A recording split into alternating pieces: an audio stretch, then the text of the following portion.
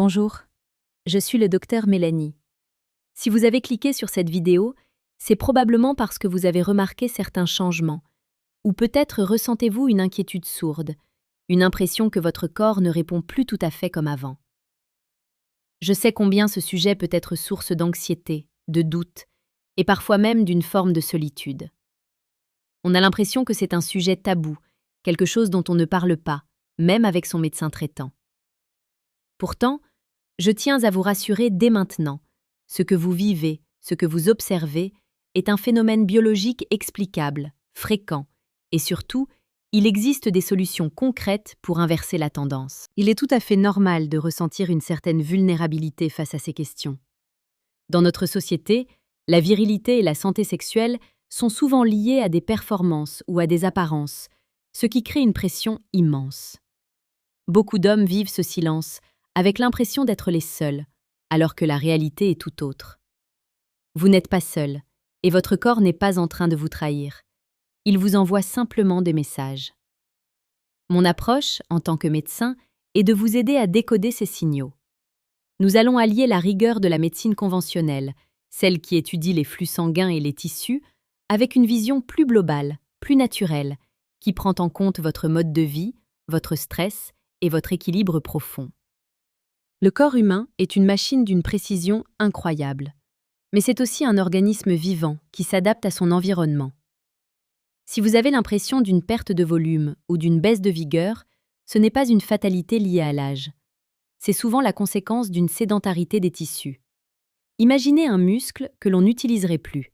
Il finit par s'atrophier légèrement, non pas parce qu'il est malade, mais parce que le corps, dans sa grande économie, redirige l'énergie ailleurs. Pour l'appareil génital masculin, c'est un peu la même chose.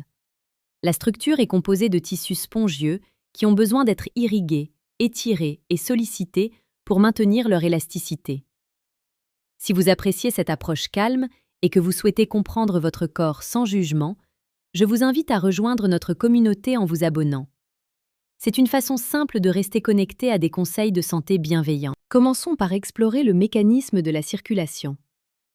Tout repose sur l'endothélium. C'est un mot un peu technique pour désigner la fine couche de cellules qui tapissent l'intérieur de vos vaisseaux sanguins. C'est elle qui fabrique le monoxyde d'azote, la molécule clé de l'érection.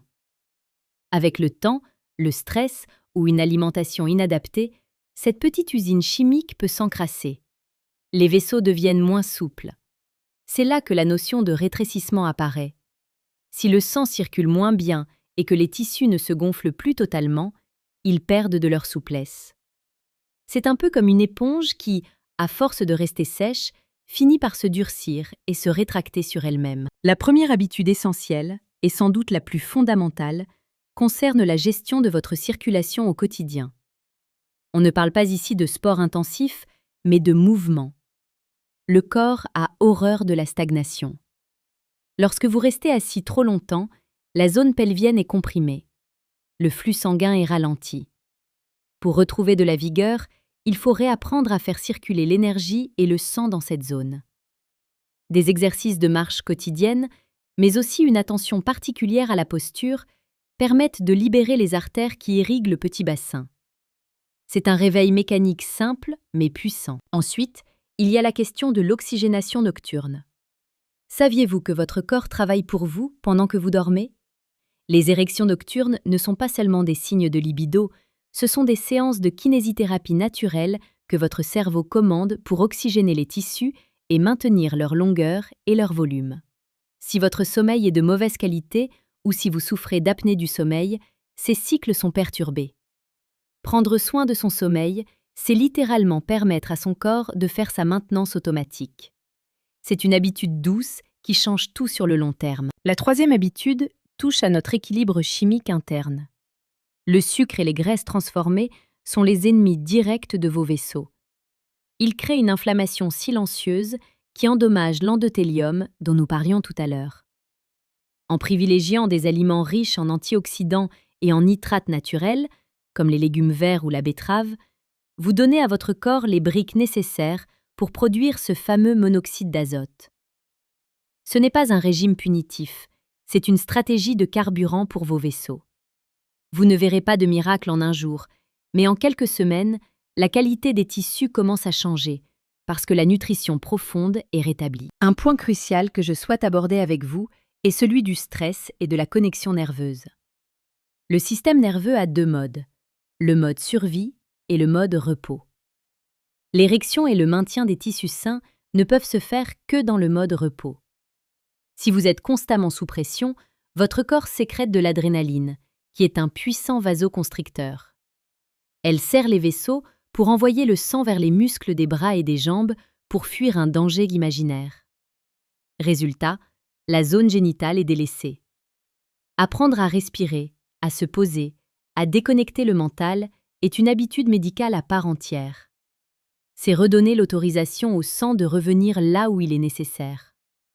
L'abonnement à cette chaîne est une invitation à poursuivre ce chemin de compréhension.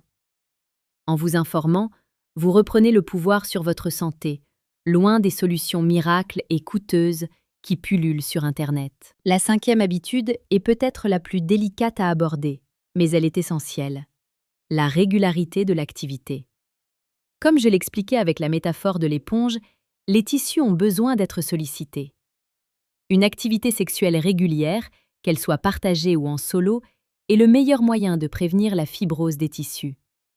La fibrose, c'est quand les fibres élastiques sont remplacées par des fibres rigides à cause d'un manque d'irrigation. En maintenant une fréquence régulière, vous forcez les tissus à s'étendre, à se gorger de sang neuf et à rester malléables. C'est une forme de gymnastique vasculaire indispensable. Il est important de comprendre que le corps est un tout. On ne peut pas traiter une partie du corps sans s'occuper de l'ensemble. Ce que vous observez au niveau de votre érection est souvent le reflet de votre état de santé cardiovasculaire général. C'est pour cela que mon approche est intégrative. Nous ne cherchons pas seulement à régler un symptôme, mais à restaurer une vitalité globale. Quand vous commencez à marcher plus, à mieux manger et à mieux dormir, c'est tout votre système qui se remet en marche, et les bénéfices se font sentir naturellement là où vous les attendiez. Je voudrais que vous preniez un instant pour réaliser une chose. Le fait de vous intéresser à ce sujet aujourd'hui est déjà le premier pas vers la guérison. L'ignorance et le déni sont les vrais obstacles. En mettant des mots sur ces mécanismes, vous enlevez le poids de la fatalité. Votre corps a une capacité de régénération incroyable, même si vous avez l'impression que les choses se sont dégradées avec le temps. La plasticité des tissus est réelle. En changeant vos habitudes, vous envoyez un signal de renouveau à vos cellules. N'oubliez jamais que la médecine conventionnelle est une alliée. Si vous remarquez des changements brusques ou des douleurs, une consultation reste indispensable pour écarter des causes organiques plus complexes. Mais dans la grande majorité des cas, ce que l'on appelle le rétrécissement ou la perte de vigueur est lié à ces facteurs de mode de vie que nous venons de détailler. C'est une question de circulation, d'hormones et de détente nerveuse.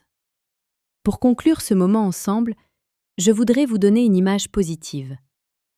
Imaginez votre santé comme un jardin. Parfois, la terre est un peu sèche, les fleurs semblent fanées. Mais si vous recommencez à arroser régulièrement, à enrichir le sol et à laisser le soleil passer, la vie reprend ses droits. Ce n'est pas un processus instantané, c'est une croissance douce et patiente. Soyez bienveillant avec vous-même. Ne vous jugez pas sur une performance manquée ou sur une observation qui vous déplaît. Regardez plutôt le chemin que vous entreprenez pour prendre soin de vous. Vous avez désormais les clés pour agir. Commencez par une seule chose. Peut-être simplement une marche de 20 minutes aujourd'hui, ou un verre d'eau supplémentaire, ou une respiration profonde avant de dormir. Chaque petit geste compte et s'accumule pour créer un changement profond. Votre corps est votre allié. Apprenez à travailler avec lui, et non contre lui. Prenez grand soin de vous, car vous êtes votre capital le plus précieux. Je reste à vos côtés pour vous guider dans cette redécouverte de votre bien-être. À très bientôt pour une prochaine étape vers votre équilibre.